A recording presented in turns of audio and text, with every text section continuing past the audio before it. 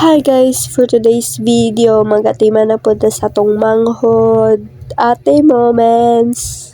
Inana jud ako live guys, basta mulakaw si mama magbantaya jud kog bata.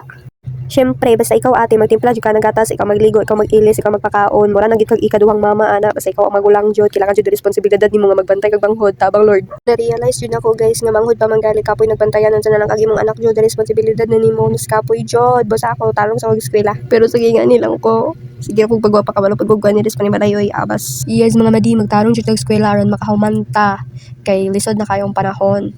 Aron pod makabalos pod sa itong mga ginikanan bitaw silang mga kahago.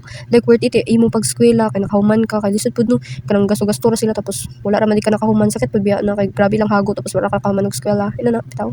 And paglimpyo na pod tas balay guys no kay mag-rap na pod si mama. Idol biya kay na ko na siya mag-rap guys. Idol biya kay na ko na si mama. Lisod pod. Siya na may siya mag-rap kay man siya nga. Kung tapos kay balay. Nag-set pod na sila kag na. Nanan na bitaw. Naku po. Sa gilimpiyuhan na lang pwede na kog apel diha kay buotan nga bako abas. Pero umbot lang bay na usahay nga tapulan jud ko karang kun to kapuyan bitaw ko kay tungod ako una ay magubot na pod ni na pero normal na jud na magubot ang balay guys kay syempre nabay tao. Nabay permi tao sa balay lisod pod no maglihok baya mo ana lisod pod. Sa gitrapuhan niya malamang kay grabe kaabog. Busa ka mo kung pobre mo ayaw mo kaulaw nga pobre ta kay dili man ta permi pobre ha. Maningkamot ta uroy aron makakon bitaw ta makaalingkawas tas kapobre mahimutang kuan billionaire chairs. So giapila na ako limpyo akong kwarto guys kay grabe na kay kagubot mo ra akong kinabuhi. Ay dili di ay shires. And that's all. Thank you so much for watching guys. I love you. Bye.